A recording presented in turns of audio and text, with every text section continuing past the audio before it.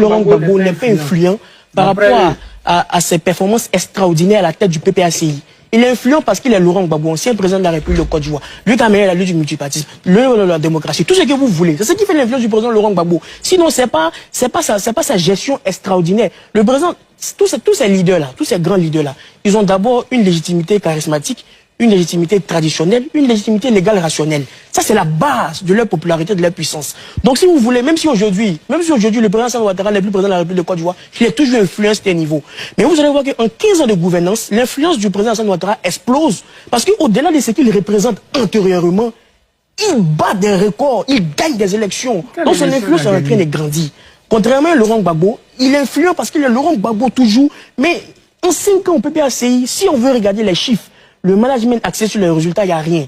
L'argumentaire selon lequel, tant que le président Alassane Ouattara sera là, le président Laurent Gbagbo va rester président du PPACI. Pour moi, c'est un faux argument. D'ailleurs, ils n'ont pas commencé ensemble. Il y a un qui a commencé ensemble. Mais si, ils n'ont pas.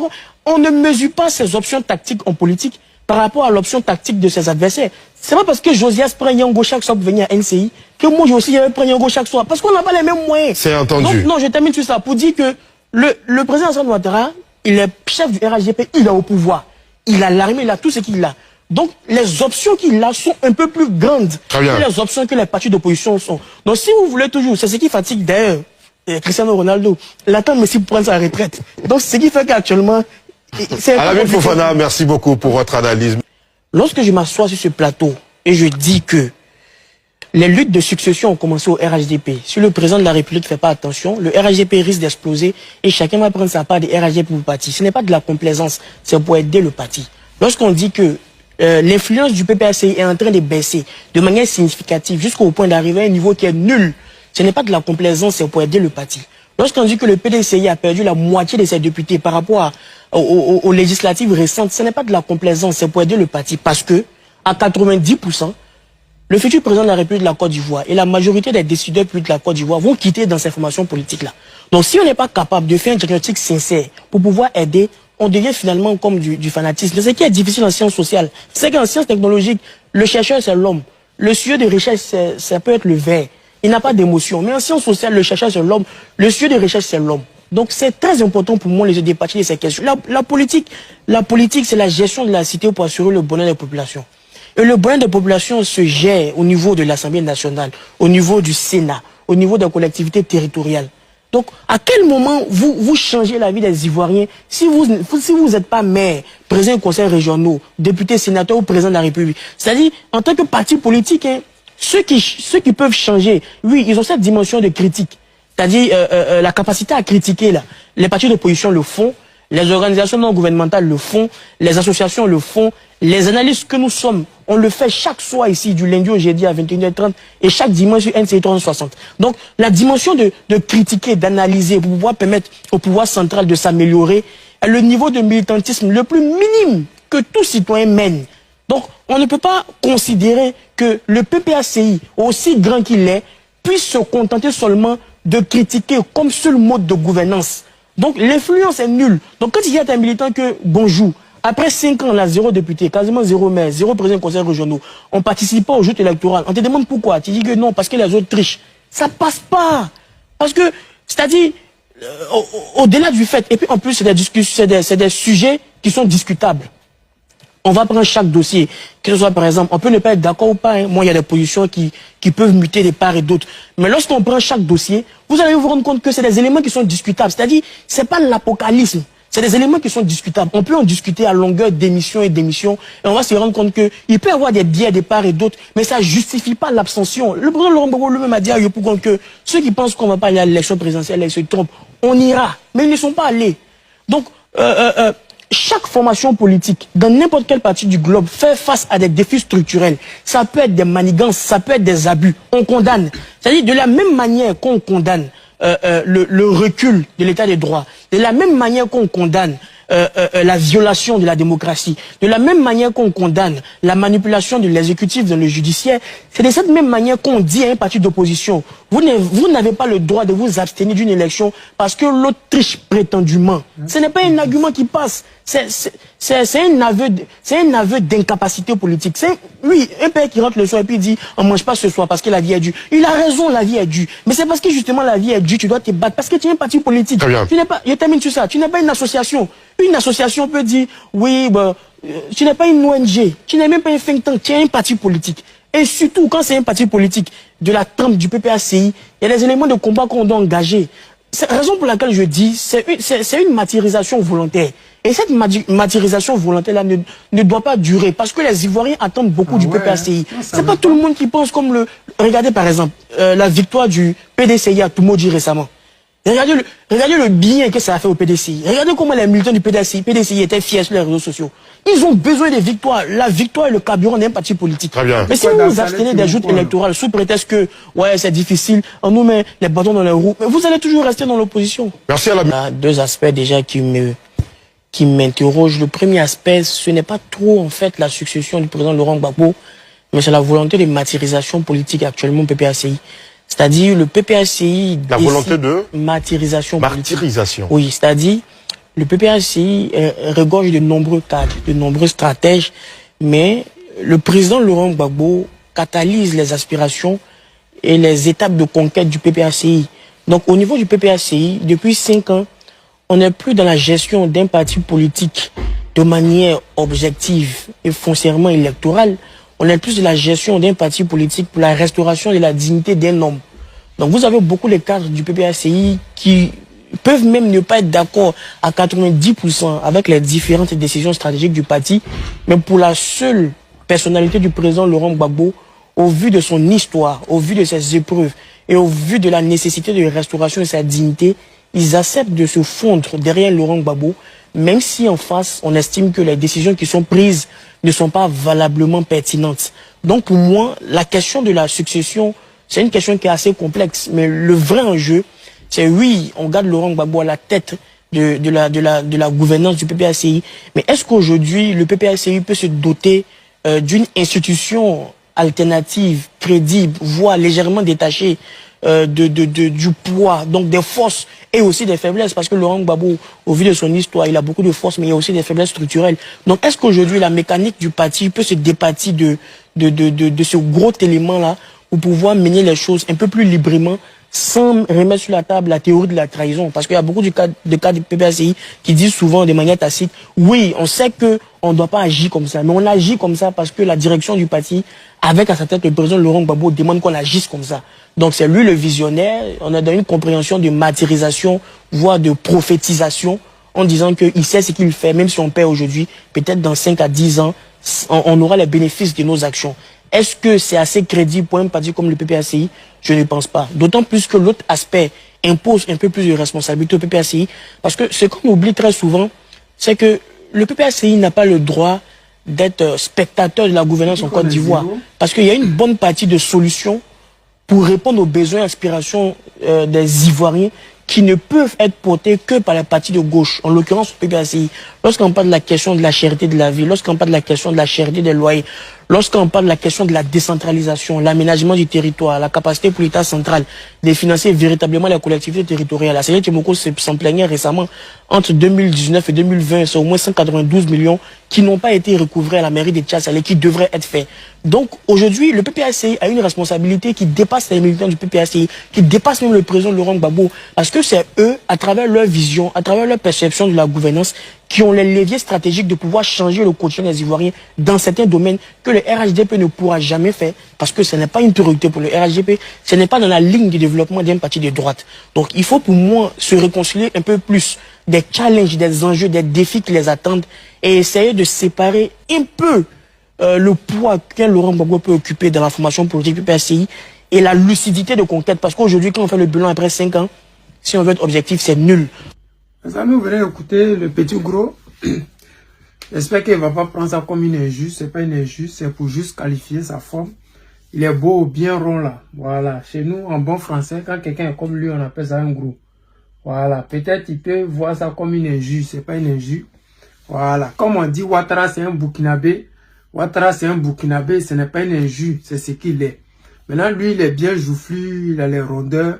C'était une femme, on va dire qu'elle est en forme, tu vois. Mais comme lui, c'est un garçon, on dit les gros. Maintenant, ceci étant dit, parlons des bonnes choses, ok? Il dit que le PPACI est zéro. Le PPACI n'a plus le niveau, le PPACI ne fait plus rêver. Le même encore dans son même discours, ils disent que les Ivoiriens attendent beaucoup du PPACI. Et que ce que le PPACI peut apporter à la Côte d'Ivoire, Dramane Ouattara ne peut pas le faire. Tu ne peux pas dire le PPACI a perdu l'engouement, le PPACI a perdu des militants, en même temps demander au PPACI de venir dans la politique, se battre. Mais pour quelqu'un qui ne comprend rien de la politique, parce qu'être commentateur, être journaliste sportif ne fait pas de toi un footballeur professionnel. Faut que tu le saches. Un commentateur n'est pas un footballeur professionnel. Comme toi, tu es sur le plateau télé et puis tu fais le commentaire. Tu peux dire ce que tu veux, ce que tu penses. Mais la réalité sur le terrain est tout autre. Tu dis que si on refuse d'aller aux élections, on va toujours rester dans l'opposition. Mais tu as oublié de dire que le président Laurent Gbagbo a été condamné par contumace, alors que Dramane Ouattara savait où il était. Et c'est pour cette raison-là qu'ils l'ont enlevé sur la liste électorale.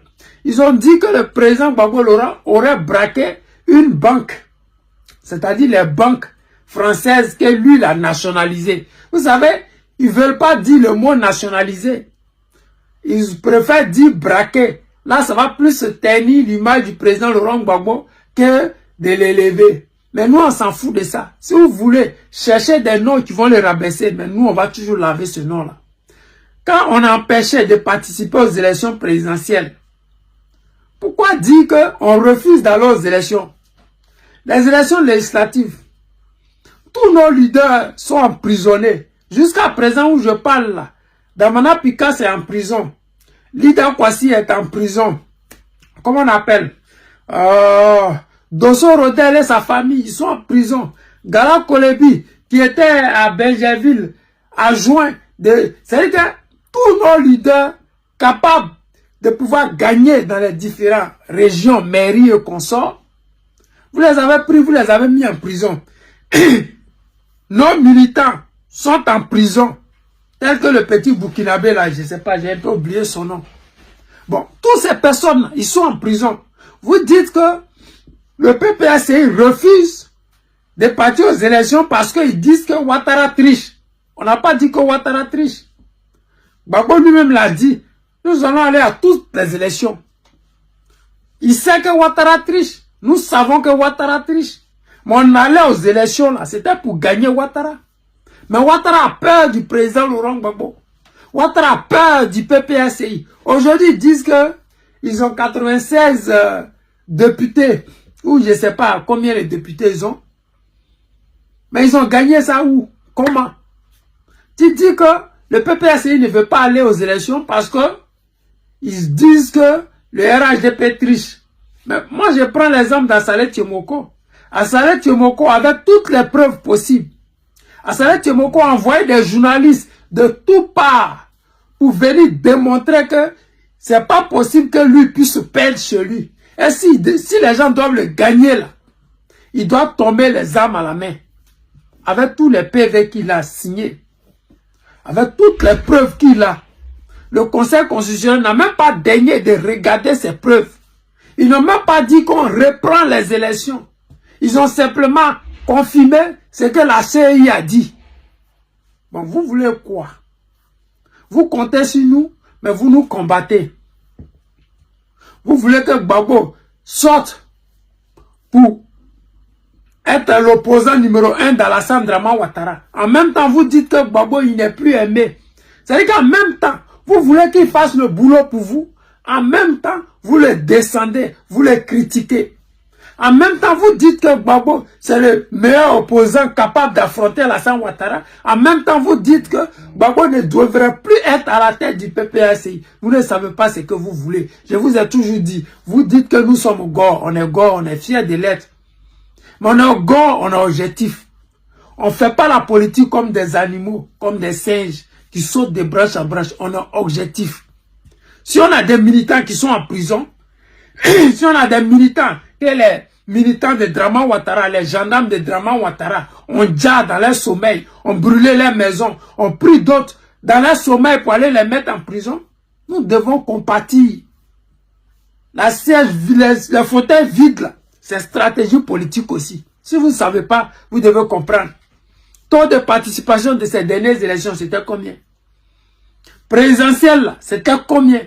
Vous devez vous rendre compte de la réalité. Vous devez savoir qui est le guide président Laurent Gbagbo. Vous devez savoir, c'est le meilleur stratège politique du monde mondial. Quelqu'un qui a battu la CPI, quelqu'un qui a battu la France, quelqu'un qui est le numéro 1 politique en ce moment en Afrique. Vous allez venir sur les plateaux télé, vous êtes gros, vous n'arrivez même pas à respirer, vous racontez les conneries que nous on ne comprend rien dedans. Prenez votre calme. Commencez à faire du sport pour avoir un peu les abdos. Parce que quand il y a trop de graisse dans ton cerveau, dans ton ventre, partout, tu n'arrives pas à bien réfléchir. Donc tu as du mal à comprendre réellement quelle est la stratégie mise sur pied par le guide président Laurent Gbagbo et le PPACI. Donc si prochainement, on va prendre au moins 8 à 10 minutes sous le président Laurent Gbagbo pour démontrer que il n'est pas capable ou il ne devrait pas être à la tête du PPACI. Tu dois dire à Draman Ouattara de libérer les prisonniers politiques. Tu dois dire à Draman Ouattara d'instaurer la démocratie. Tu dois dire à Draman Ouattara d'ouvrir les jeux politiques pour permettre aux gens comme Gbagbo Laurent de participer. Si Gbagbo Laurent est candidat et qu'il refuse d'aller aux élections, ça au moins vous pouvez sortir pour piailler. Oui, mais si ce n'est pas le cas, taisez-vous parce que vous savez que Draman Ouattara a refusé d'affronter le président Laurent Gbagbo dans les urnes. Si tu as peur de quelqu'un, vous qui êtes sur les plateaux télé qui ne savez même pas courir ici un stade, comment vous pouvez parler d'un footballeur professionnel qui s'entraîne au moins 3 à 4 fois par jour? Vous ne connaissez rien, vous ne devez rien dire. Les amis, c'était le président de l'OTAN, l'ami des dirigeants qui se respectent. Je vous aime et je vous dis à tout à l'heure. Écoutez le guide président Laurent Gbagbo. C'est pourquoi je vous ai proposé 3 choses au moins. Faire dans chaque département producteur de cacao une usine de transformation de cacao. Comme ça, nous aurons les parents qui travaillent dans la plantation et leurs fils qui travaillent dans l'usine.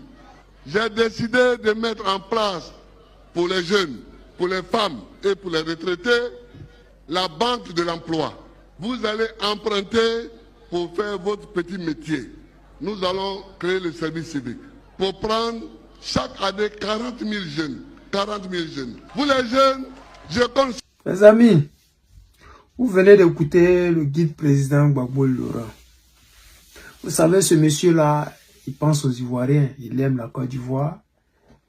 Il a toujours voulu le bien-être des Ivoiriens. Mais, vous savez, la France, elle est étonnée aujourd'hui de voir les Africains qui n'aiment pas les autorités françaises. Ils sont étonnés que nous soutenons la Russie plutôt que de soutenir la France. Ils sont étonnés que nous détestons les autorités françaises, alors que nous avons vu comment ils ont détruit la Côte d'Ivoire. Regardez tous ces beaux projets que le président Laurent Gbagbo avait pour la Côte d'Ivoire. Les imposteurs sont arrivés avec des projets farfelus. Ils ont fait du copier-coller sur le président Gbagbo Laurent. Et vous vous rendez compte de ce qu'ils nous ont produit et ce qu'ils nous ont donné. Une usine dans chaque région qui produit du cacao. L'usine va permettre aux jeunes de travailler, mais les différents champs de cacao vont permettre à leur papa de travailler. C'est-à-dire que l'Ivoirien n'allait pas aller en Tunisie pour aller déjà dans la Méditerranée. L'Ivoirien de souche, ceux vivant en Côte d'Ivoire, n'allait jamais venir en Europe ici pour dormir sous des bâches, sous des ponts. Jamais. Parce que quand tu travailles dans une usine et que tu es payé au moins 300 000 francs le mois, je ne sais pas, qu'est-ce qui va te pousser à aller risquer ta vie dans la Méditerranée? Je ne sais pas. Je ne vois pas. Peut-être tu allais étudier. Ça, c'est un autre cas. Mais de la manière que nous, on voit aujourd'hui, nos sœurs, elles savent se faire V chez les Arabes là-bas.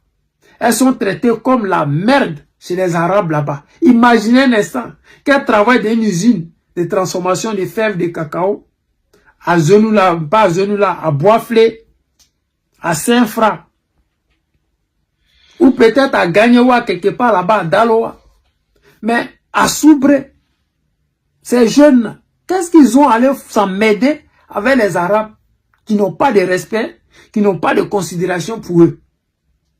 Mais la France n'a jamais voulu de tous ces projets-là. Ils aiment quand l'Ivoirien il est pauvre, surtout quand l'Africain. Vous avez entendu Ousmane Sanko dans son dernier discours. Qu'est-ce qu'il a dit? Il a dit la Banque mondiale ne veut pas d'Afrique développée. Elle veut que vous soyez pauvres, soumis. Est-ce que c'est pas ça que nous voyons avec Ouattara aujourd'hui? La majorité de tous ceux qui avaient leurs magasins, ils ont vu leurs magasins détruits. La majorité de tous ceux qui avaient leurs petits business, le gouvernement a mis fin à ce business-là. La majorité de tous ceux qui avaient leur commerce avant l'avènement de Draman Ouattara au pouvoir, ils ont vu tout leur commerce fermé. Tout ce qui pouvait permettre à l'Ivoirien de s'assumer et de s'aimer, ils ont tout détruit. Si vous êtes pauvre, vous serez soumis. Regardez les manifestations d'Alassane Draman Ouattara pendant les élections 2025.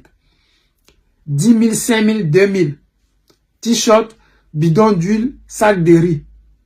Ici en Europe, qui fait ça? C'est où vous avez vu ça? Mais quand Gbagbo était au pouvoir, on partait dans des manifestations. Moro Kassi, on n'avait pas. C'est les citoyens eux-mêmes qui prenaient leur argent en bordure de route là, qui partageaient de l'eau à ceux qui avaient besoin en passant. On le faisait pour la patrie. On le faisait pour une idéologie. On le faisait parce qu'on se disait que là où nous allons là, il y aura une victoire au bout. Regardez aujourd'hui à quoi nos jeunes sont réduits. À rouler les fesses sur les réseaux sociaux. À faire des clashs en un point fini. À s'insulter entre eux. À dire des choses vraiment banales et stupides sur les réseaux. Quand tu regardes souvent certaines vidéos, tu te dis, mais qu'est-ce qui ne va pas chez ceux-là? Pourquoi est-ce qu'ils ont des vrais problèmes? Ils préfèrent s'occuper des banalités pareilles. Mais qu'est-ce que tu veux? Si ceux qui sont venus au pouvoir, l'objectif est d'anéantir l'éducation ivoirienne, mais elle sera anéantie. Si l'objectif est d'affaiblir la mentalité de l'Ivoirien, mais la mentalité elle sera à zéro. Si eux, leur objectif là, c'est de voir une Côte d'Ivoire sans Ivoiriens éduqués, mais nous sommes à ce stade-là. Aujourd'hui, des enfants sont en 6e, ils ne savent pas lire. J'ai dit en 6e, ils ne savent pas lire. On fait comment? Alors qu'on apprend à lire à partir de CE1 jusqu'à à partir de CM2 déjà, tu sais lire. Donc, comment tu as fait pour avoir examen sans que tu ne saches lire? Bon, le point est là. L'objectif a été atteint. Détruire notre éducation. Aujourd'hui, on fait la promotion des Woubi. Ça aussi, c'est le taux de natalité que les gens veulent stopper. C'est-à-dire qu'il faut tout pour détruire tout ce qui est ivoirien. Ils font la promotion de ça. Aujourd'hui, on dit oui, le gars, il est Woubi, il gagne l'argent. Mais cet argent qu'il gagne là, c'est fait exprès. Parce que tous ceux qui rentrent dans ce réseau-là, ils n'auront pas d'enfants. La démographie ivoirienne s'arrête net. Dès lors que tu deviens Woubi, c'est-à-dire que dès lors que tu deviens Woubi, c'est-à-dire que toi, tu n'auras plus de progéniture. C'est-à-dire que le nom de ta famille, là, ça prend fin, là. Ils veulent ça. C'est ça leur objectif. Des petits pays qui ont la même superficie que nous. Ils sont 85 millions d'habitants. Nous avons la même superficie que eux. Nous sommes 30 millions d'habitants. On nous envoie le woubisme. Vous pensez à quoi? Quelles sont ces autorités qui acceptent ça? Pourquoi est-ce qu'on peut avoir la même superficie et puis ils sont plus nombreux que nous? Pourquoi? C'est ça la réalité. Aujourd'hui, le président Laurent Gbagbo, il se bat avec les moyens de bord qu'il a. Je suis heureux qu'ils soient encore en vie. C'est un miracle qu'ils soient encore en vie. Parce qu'on ne peut pas être autant trahi à longueur de journée. Les gens ne peuvent pas vous combattre à longueur de journée. Quand tu regardes souvent les gens qui le combattent, tu te poses la question, qu'est-ce qu'il a fait? Il n'y a pas de réponse. Quand les gens aujourd'hui s'attaquent au président Laurent Gbagbo, on dit sa femme. Tu te demandes qu'est-ce qu'elle a fait? Elle empêche les gens de voir Gbagbo. Est-ce que voir Gbagbo là, c'est ça qui va changer le quotidien des Ivoiriens? Non. Dans ce cas-là, pourquoi tu fais de ça un problème? Si toi tu dis que tu es dans la politique, pourquoi voir Gbagbo est un projet politique pour toi? Non, sa femme là, elle est Giza. Bon, d'accord. Mais aujourd'hui là, les logements sont chers. Si toi, sa femme, elle est Giza, ça te préoccupe là. Ça change quoi dans la vie des gens? Les gens font tout pour détruire mentalement le guide président Laurent Gbagbo. Mais comme je vous l'ai dit, Dieu donne à tout un chacun sa bénédiction, sa lumière, sa force intérieure.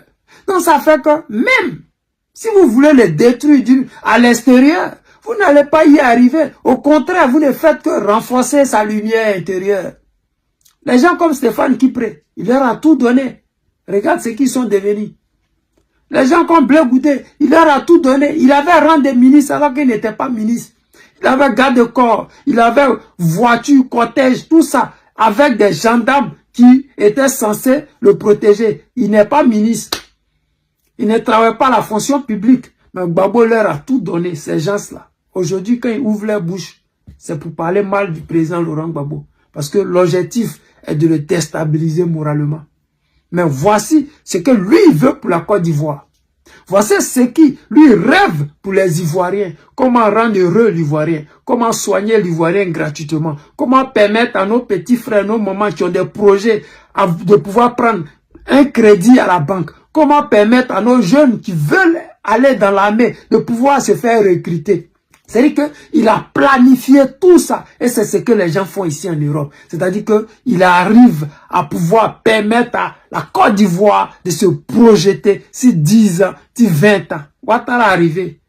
Dites-nous, quel est le domaine dans lequel les Ivoiriens s'en sortent? Où les Ivoiriens sont épanouis? Où les Ivoiriens réussissent? Quel est le domaine? Rien du tout. Aujourd'hui, regardez la filière café-cacao.